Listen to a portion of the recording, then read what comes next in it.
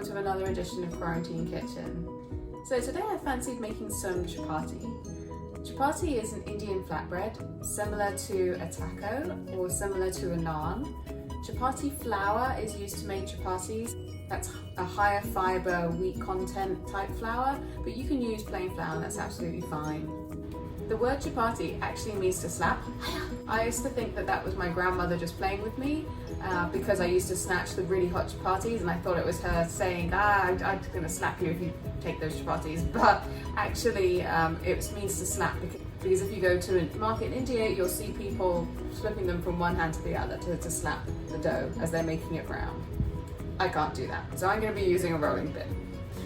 The great thing about chapatis is that basically one main ingredient, which is the flour, and then you add a bit of salt, a little bit of oil, and some water, and that's it.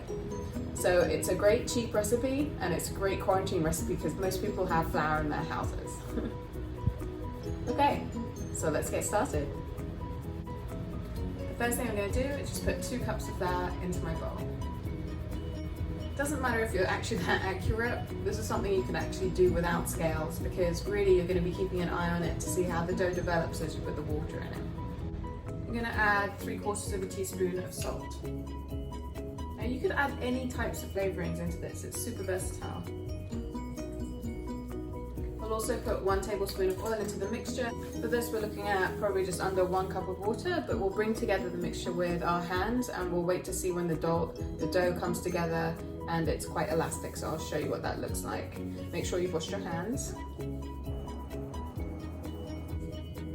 You see it's a little crumbly, so I'm going to add more water. Now it's a little too wet, so I'm just going to add a little bit more flour, but I'm going to do that as I start to knead it on the surface.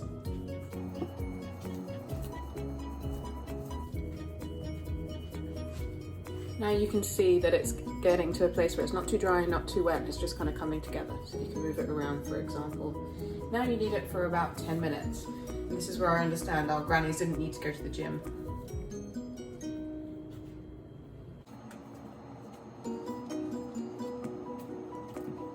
It's not sticky. It leaves nothing on your hands.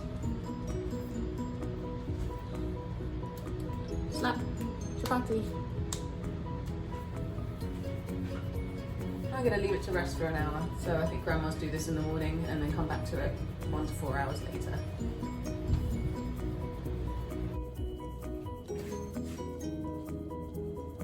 Once the dough is rested for about an hour, then just put a little bit of oil in your hands to stop it from sticking and divide it up into portions.